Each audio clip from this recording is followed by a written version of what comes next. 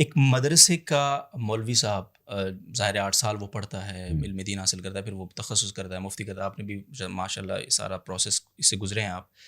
وہ کس قدر تیار ہے؟ آپ تو پڑھاتے ہیں نا، دور حدیث شریف میں بھی پڑھا رہے ہیں، دیگر ساتھیوں سے بھی آپ کا وہ سبق کا سلسلہ ہے.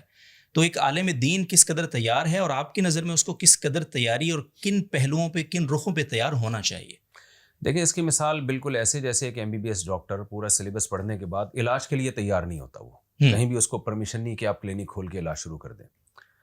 اور یہ بھی نہیں ہے کہ جو صرف ٹریننگ ہی کر رہا ہو MBBS نہ کیا ہو وہ بھی علاج کرتا پھر لوگوں کا.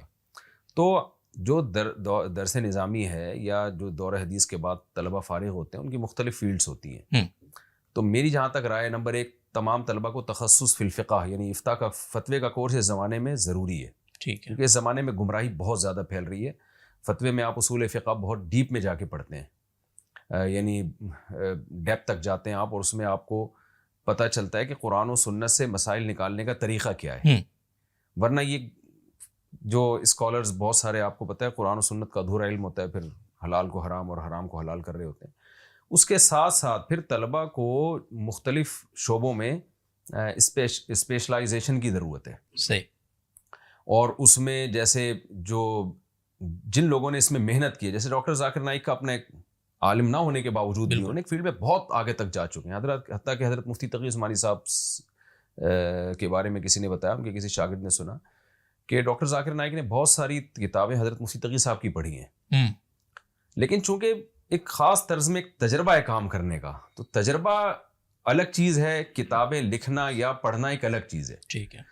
تو حضرت مفتی تقی صاحب نے بھی اعتراف کیا کہ جب کسی غیر مسلم کو اشکالات ہوتے ہیں تو ڈاکٹر ذاکر نائک کے سامنے حضرت مفتی تقی صاحب نے کہا کہ میں آپ کی طرف بھیج دیتا ہوں. اوکے.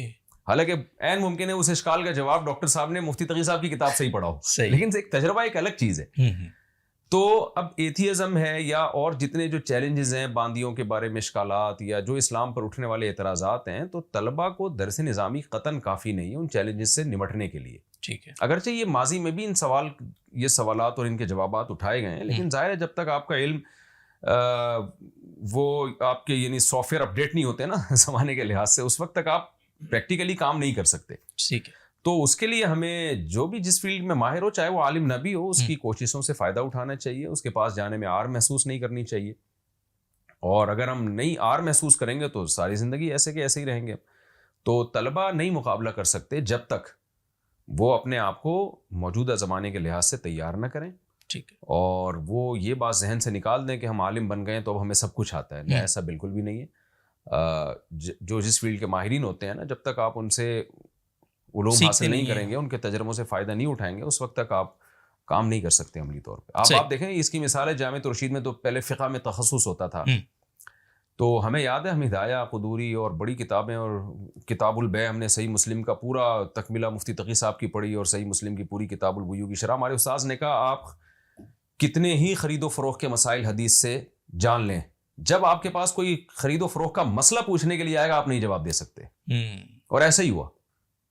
تو اس لیے کہ وہ جو ٹرم استعمال کر رہا ہوتا ہے، اسٹاک ایکسچینج کی ایک ٹرم ہے، ہدایہ میں تو نہیں ہے نا اسٹاک ایکسچینج میں کیا ہو رہا ہے، شیئرز کا بزنس کیا ہوتا ہے. بالکل اصول ہیں، پھر وہ ظاہر اصول ہیں، لیکن جب تک آپ پریکٹیکلی اس کا امپلیمنٹ نہیں ہوتا نا، آپ فارغ رہتے ہو. تو صحیح ہے پوائنٹ.